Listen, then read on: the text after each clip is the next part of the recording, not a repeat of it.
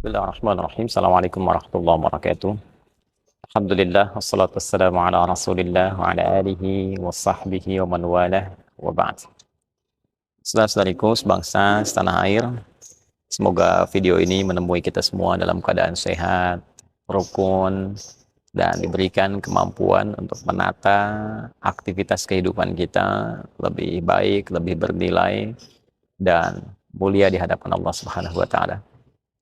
Teman-teman, seperti diketahui bahwa beberapa hari ini viral anak-anak remaja kita menghadirkan satu tampilan di salah satu rumah makan dan menggambarkan bahwa apa yang dikonsumsi itu terkorelasi dengan situasi yang terjadi di Palestina. Dan kita juga dapati bahwa teman-teman, adik-adik kita ini sudah menyampaikan juga permohonan maaf, tentu dengan kelapangan hati yang luas dan juga kejernihan berpikir kita semua. Kita memaafkan apa yang telah adik-adik sampaikan dengan tulus.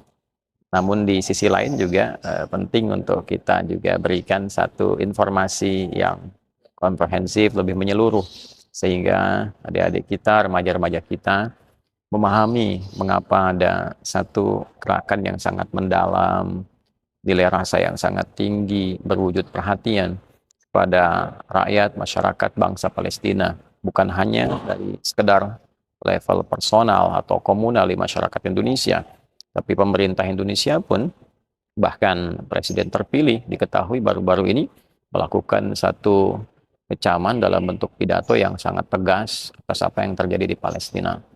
Adik-adikku yang saya sayangi, antara Indonesia dan Palestina bukan hanya sekarang, dari dulu memiliki satu keterkaitan historis yang sangat dalam.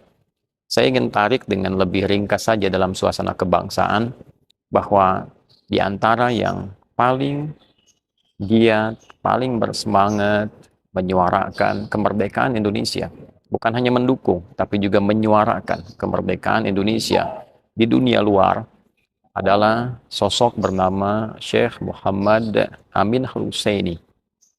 Syekh Muhammad Amin Al-Husseini ini, beliau adalah seorang tokoh besar, ulama, bahkan mufti di wilayah Palestina.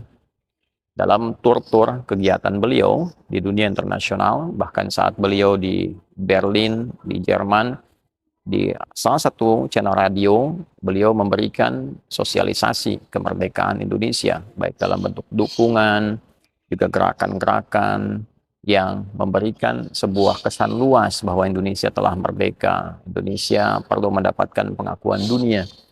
Yang dengan itu alhamdulillah kemudian diantaranya Mesir menjadi negara pertama yang memberikan dukungan dan pengakuan atas kemerdekaan Indonesia. Kelak dalam salah satu momen yang sangat bersejarah, yang diwakili salah satunya oleh Buya Muhammad Nasir dan juga delegasi Indonesia yang datang ke Kairo, lantas kemudian melakukan press conference pada saat itu, hadir pula Syekh Muhammad Amin Al-Husseini, juga beberapa pejabat-pejabat dari Mesir yang memberikan penguatan kembali atas kemerdekaan Negara Kesatuan Republik Indonesia. Dan jangan lupa bahwa dalam situasi-situasi di masa itu, saat-saat awal kemerdekaan yang tidak mudah, dan juga penjajah, dalam hal ini Belanda, berupaya untuk melakukan manuver-manuver selain politik juga militer, bahkan datang ke beberapa tempat di Indonesia untuk melakukan ekspansi aksi militer yang kedua. Dan alhamdulillah atas berkat rahmat Allah yang Maha Kuasa, itu semua digagalkan dengan semangat-semangat kita, khususnya pasukan-pasukan yang ada di Kodam 4 di Ponorogo yang sangat luar biasa, juga perjuangan yang lain-lainnya. Dan kita mengetahui bahkan dulu di era 90-an itu menjadi film-film yang bernilai kebangsaan, nasionalisme yang sangat kuat. Ya, kita tahu tentang filmnya Janur Kuning misalnya, atau yang lain-lain. Lepas dari berbagai cara pandang yang berbeda, namun semua punya semangat yang serupa, yaitu tentang jiwa kebangsaan, patriotisme, dan raihan untuk menggapai kemerdekaan yang sangat mulia itu. Itulah sebabnya adik-adikku sampai dengan sekarang, bila dulu Palestina menyuarakan kemerdekaan bangsa Indonesia, dukungan yang sangat kuat, maka kita memiliki jiwa yang sama, rasa yang sama saat mereka tanahnya terduduki, masyarakatnya dibantai, kemudian juga ya cukuplah menjadi manusia yang sekarang kita lihat di Eropa, bahkan di Amerika. Ya, mahasiswa keluar membuat tenda menyuarakan di parlemen saat anak-anak remaja di Amerika, di Eropa, mereka punya kesadaran yang sangat tinggi, intelektualitas yang sangat luar biasa, dan melihat satu fenomena di luar batas kemanusiaan, bahkan PBB menempatkan peristiwa itu sebagai daftar hitam. Nah, ini penting menjadi sebuah cerminan pengetahuan untuk adik-adikku sekarang di sini.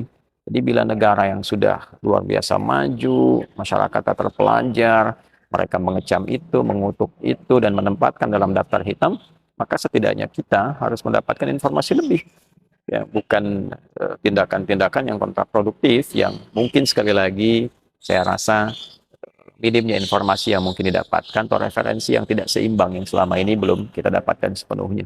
Oleh karena itu, saya turut mendoakan semoga adik-adikku senantiasa bisa memperluas wawasan, mendapatkan kesempatan menambah pengetahuan, dan saya mencintai Anda semua. Tidak ada celah bagi kita untuk saling mengecilkan karena pemegang otoritas yang dapat menyukseskan, memajukan bangsa yang kita cintai Indonesia ini adalah generasi adik-adik ke depan. Bila adik-adikku tidak memperbanyak bacaan, wawasan dengan cara yang jernih, ya bukan sekedar kita parsial dengan hal-hal tertentu, tapi kita berpikir dengan cara yang jernih dan kita tarik dalam nuansa kebangsaan kita dengan segala aspeknya. Aspek historisnya, dengan aspek agamisnya, aspek sosialnya, yang dengan itu mudah-mudahan menjadikan kita tetap tegar, semakin berkemajuan, dan lebih daripada itu, saya kira ini menjadi catatan bagi sekolah, dan sekolah telah memberikan klarifikasi, tapi tambahan informasi itu penting. Dan juga yang lebih penting adalah untuk kementerian terkait, Kementerian Pendidikan. Saya kira harus dipikirkan secara mendalam, mau dibawa kemana suasana pendidikan kita ini, karena ini hanya satu dari sekian banyak gejolak, dampak-dampak dari hasil pendidikan yang mungkin mesti dievaluasi kembali. Bukan sekedar bicara tentang kurikulum, tapi tentang karakter kebangsaan kita, bagaimana menghadapi tantangan global. Saya kira ini PR yang sangat penting untuk kita bincangkan dibandingkan hanya kita berpikir pada aspek-aspek yang terbatas semata. Terima kasih. Mohon maafkan bila ada yang kurang berkenan. Tidak lebih, tidak kurang, hanya sekedar ingin berbagi dalam suasana kebangsaan yang baik. Bila pun hal ini kurang berkenan, mohon dimaafkan, dan semoga Allah menyatukan kita dalam kemuliaan. Adi Hidayat, terima kasih. Indonesia Merdeka. Assalamualaikum warahmatullahi wabarakatuh.